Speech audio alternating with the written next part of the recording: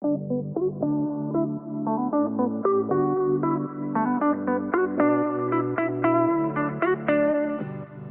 to Teal Talk, a podcast brought to you by the Ohio Alliance to End Sexual Violence. That's OAESV for short. We're your hosts, Taylor and Lori. In each episode, we speak with professionals in the field to dive deep into the intersectional issues that affect survivors in Ohio. Before we begin, we want to give a content warning that we will be discussing sexual violence and other issues that may be upsetting and triggering. If you need help, please feel free to call our resource line at 888-886-8388 during regular business hours, or the Ohio Sexual Violence Helpline 24/7 at 844-644-6435. Please take care of yourself.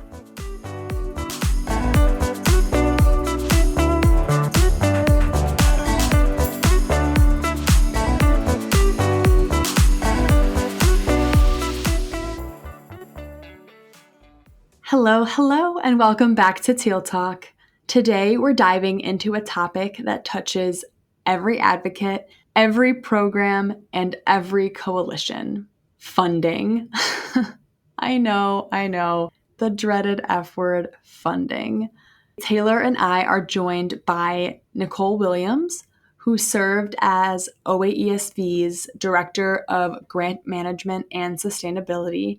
By the time this episode is released, Nikki will have transitioned out of our organization, but her insight and expertise continue to shape how we think about sustaining this work. Together, we'll explore what nonprofit sustainability really means, the unique challenges of funding sexual violence prevention and advocacy, and some practical strategies that local programs and advocates can use to strengthen their own sustainability.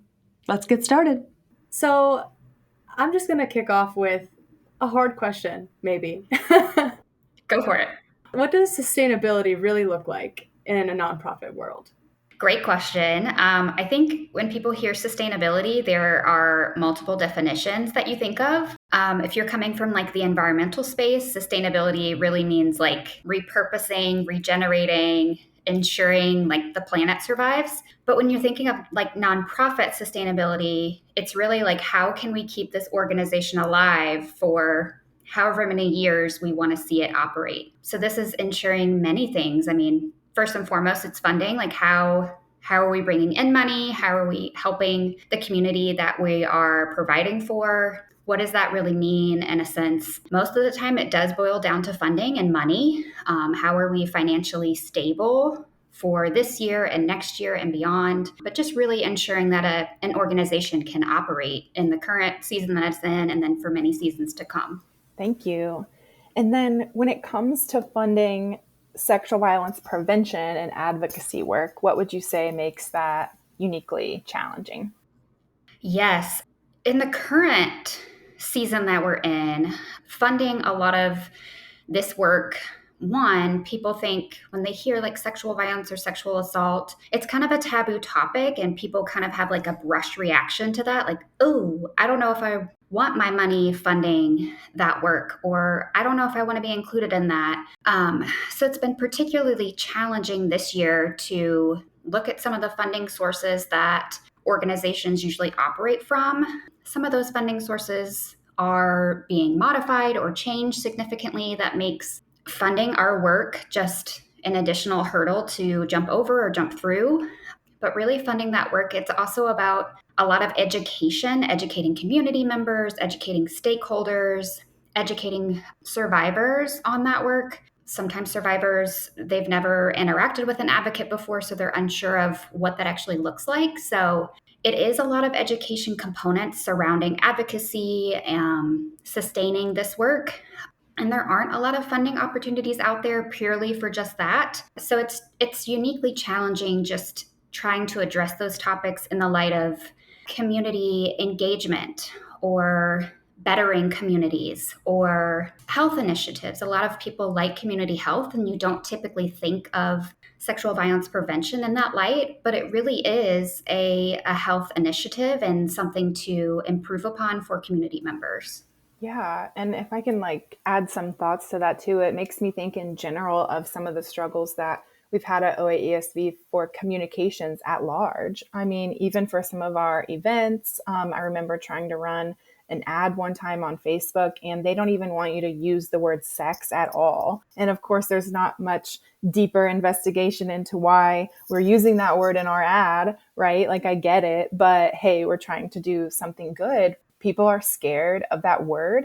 And even among other like sad topics to talk about, I think sexual violence work is still put off to the side. It's like, well, we could talk about animal welfare. We could even talk about domestic violence. But when we want to talk about sexual violence, so it's very different still. Absolutely. So especially when you start asking for money, it really changes it.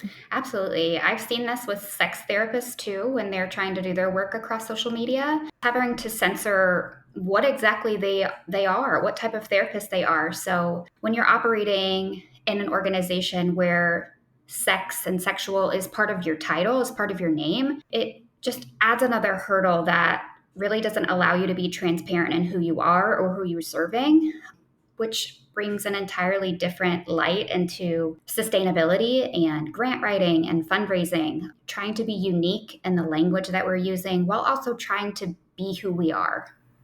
I mean, we all know money is an uncomfortable topic to discuss. People don't really like talking about money. Yes. And I think sometimes there's a misunderstanding about the behind the scenes of how these services are actually funded and why donations matter. Not only from like general public perspective, but also just the advocates that are actually working in this field. I think we hear about funding all the time and funder expectations and cuts, and I just think there's a fatigue that can build up. So what do you wish that more folks just understood about funding and the need of increased donations? The first thing that comes to mind is when you're looking at donations and securing funding from donors or from organizations that are providing some sort of philanthropic benefit to an organization like ours, most of the time you hear back from a donor that says, I don't want my money, I don't want my funds going towards a staff salary. That's all fine and good, but if you don't fund the person who's providing that work, how is a survivor going to see the benefit of that? At OAESV, we do try to really sustain the people who are working in our organization and not only commit to them as far as like the benefits that they receive, but also to just sustain them to be able to do this work long term, because it is challenging and it is trying sometimes. A lot of staff receive burnout. So being able to communicate to a donor to say, like, I understand where you're coming from. However, if we remove the staff completely from the organization, how do you foresee any of the services that we're providing? How do you see them being sustainable and long term if there's nobody there to do them, to do that work, to provide for survivors? Then they really start and think like, oh, okay, well, I want housing to continue to operate. I want to be able to provide housing for survivors, or I want them to be able to have legal representation. Great. I love that you support that. How about we secure donations that go directly to those programs, but we're also sustaining the staff so that we can continue to operate those programs and those services? That's the biggest challenge that I'm seeing across donors, whether they're donating to OAESV or another organization. It's further educating them on what their funds are actually going to. And it may be a staff salary, but in the end, those staff are being able to sustain those programs so that we can continue providing for survivors across the state. Sounds like trust building. Yes, absolutely. So if we can get a couple of nuggets for the listeners that are at maybe local programs or organizations similar to ours, and they may want to know some specific tactics for fundraising.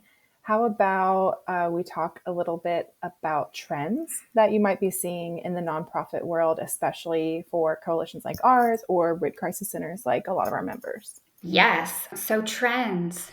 A lot of research in fundraising right now is coming out regarding different categories of people. A lot of millennials tend to donate towards environmental causes or animal specific causes. If you're looking at overall split demographics on who is leading donating within a unit, most of the time it's women. Women tend to donate more to organizations or lead some sort of philanthropic effort within their family unit or their friend unit, whatever it is. Other trends that I'm seeing as far as what types of like fundraising events people want to see and go to. Oftentimes, I feel like if people are thinking of a fundraising event, the first thing that comes to mind is a gala. Everybody loves a gala. It's a great event to go to. It's a fun night. There's food, there's drinks, there's some sort of speaker that attends.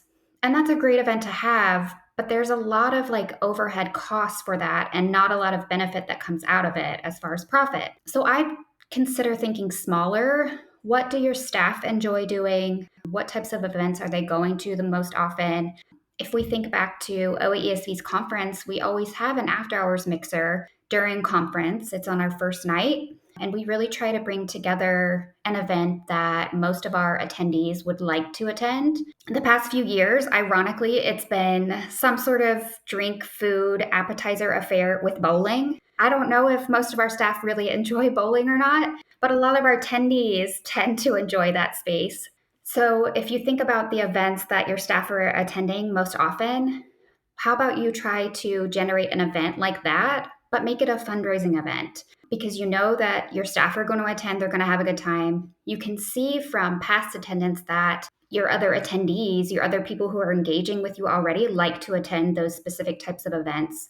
So why not try to generate a similar event, but make it fundraising and have people pay to attend, or perhaps coordinate with that organization or that business and say, like, if you give us a discount, we can come back here for a future event for our staff. Try and make it a benefit for both organizations, but also you're making it meaningful for your staff. You know that people have attended here before, so they're going to attend again for a fundraising event. Even if you don't want to have like a fundraising component and have a required ask of people who are attending, make it a meet and greet. Those are often wildly popular too. And you may not see an increase in donations the first time, but you're seeing an increase in attendance, which further gets people engaged with who you are, what you stand for. The increased engagement over time will eventually lead to donations, hopefully, because people are invested in what you're doing and the kind of work that you're operating. If they become long-term investors of the services that you provide, hopefully that turns into a donation in the end. But if people are giving their time and their energy already, hopefully at some point they'll give their money as well. Yeah, and I'm hearing there again a theme that seems to keep coming up of building trust and building rapport and relationships. I learned of a trend at a great summit that I attended last week that public trust in nonprofits is still high. It's over 50%, but it is decreasing. And there are a lot of factors for that, is what folks are finding. I know there's some research being done by certain organizations. But one thing that they found was a correlation or a connection to the government, maybe causing some of that. And so a lot of coalitions and rape crisis centers have a lot of government funding. So one thing could be helping your community to understand what that means and what that actually looks like. It doesn't mean that you're ran by the government. And then, several other factors about relationships and, more engagement being digital versus in person. And so when I hear you talking about these great events that can be fun, it can be in person, it can get you connected to the community members, that's going to build that trust and help people see the human beings that work at our organizations. And it's not the government, right? It's your neighbors, like the fellow parents for other kids that go to your kids' school, like it's people. And so the more that we can show that, hopefully the more we can get that trust even higher, right? And so whatever the engagement is, but including donations as well. Absolutely. And to just further demonstrate, a lot of stewardship and donorship is about relationship building. I wouldn't go up to someone that I just met and ask them to donate to OAESV. They're probably going to brush me off. They're not going to know what I'm talking about. They may not even know me. So if I'm going up to them the first time that I meet them and asking for them to give their money to OAESV, that doesn't leave a good impression on somebody. So it is a lot of relationship building. Most of the time, you want to have 3 to 5 communications with someone before you're even making an ask.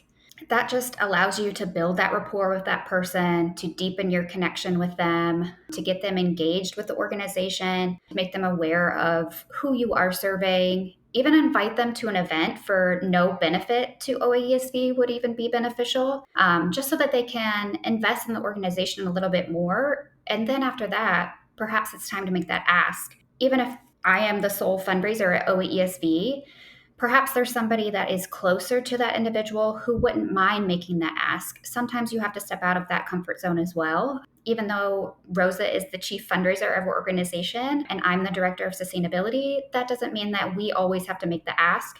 There may be somebody else who may have a better built relationship with someone else, and they're comfortable making that close to ask for a donation or to ask for an increased donation even. But just knowing that you're building upon that relationship is paramount. We hear often that rape crisis centers are, low in staff. There may only be like 3 or 4 people at an organization. There may not be a dedicated fundraising person, sustainability person. What's some advice or tips that you would give to the advocates listening on how to best tell a story about their work and their impact that could, pull at the heartstrings of the general public, but also is compelling to funders? Great question. Being in this field, donors do want to hear stories. That's how organizations can have the greatest impact upon them.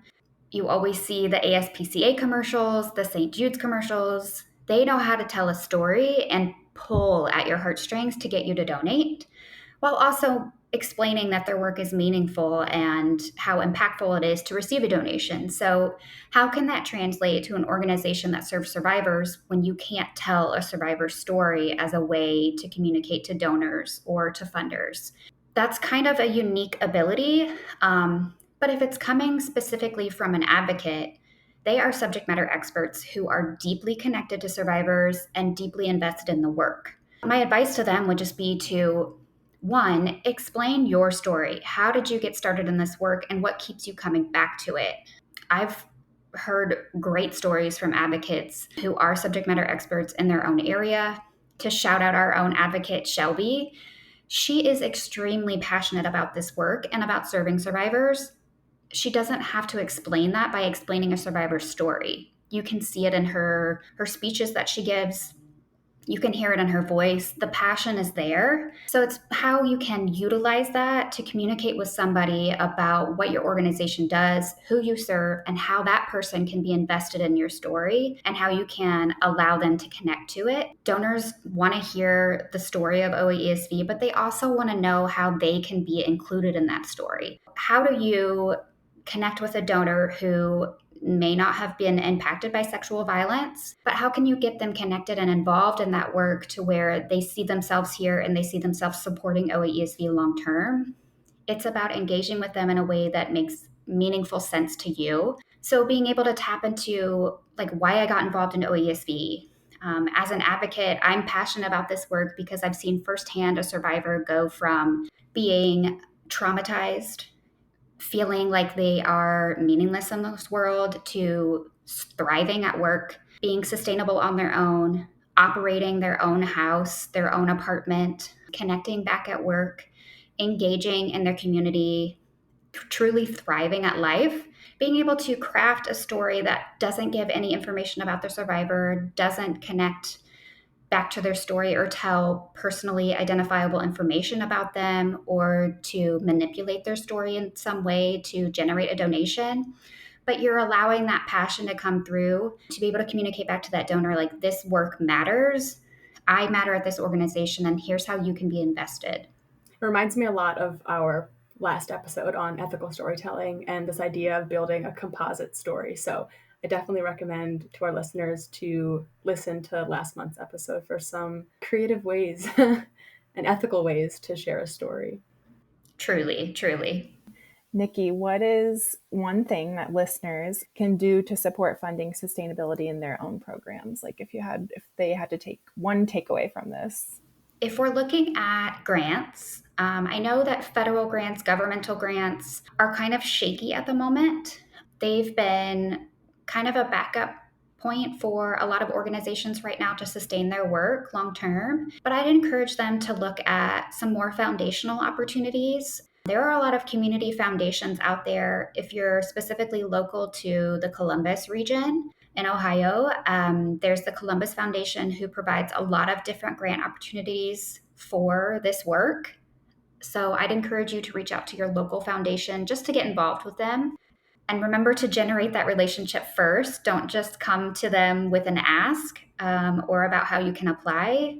Build that relationship so that when they are opening those opportunities the next time, they're thinking of you first and want you to apply. So that'd be my first step. And then if you're communicating to additional funders or like small businesses, other organizations, or even individual donors, I would say to, again, build that relationship of trust and understanding so that they are included in the organization's newsletters, they're included in any kind of event that your organization is putting on. Invite them to attend your next session that you're giving, your presentation that you're giving, so that they know more about you and about the people that you're serving.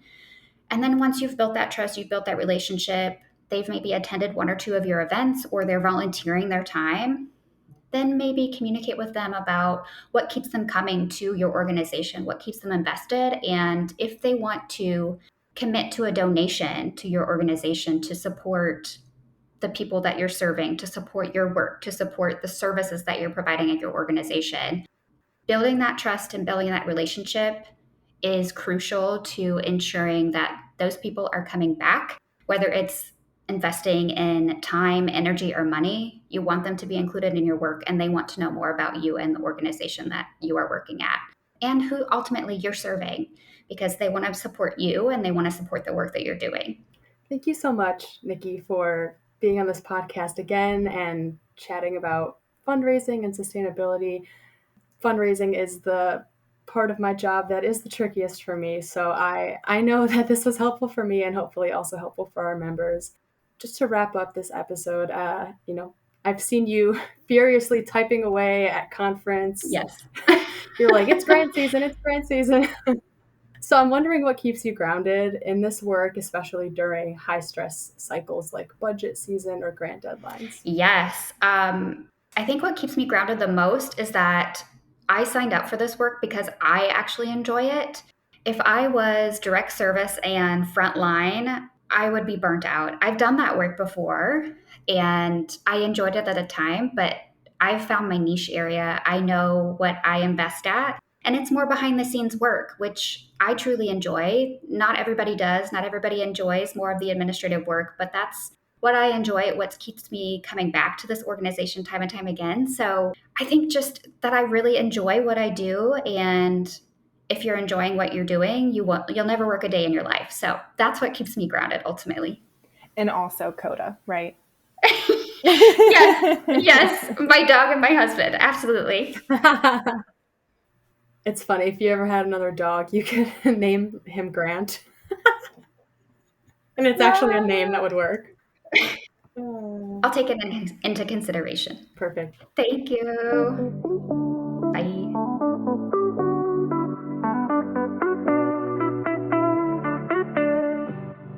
Thanks for listening to Teal Talk. We hope you enjoyed our deep dive into intersectional issues affecting survivors in Ohio.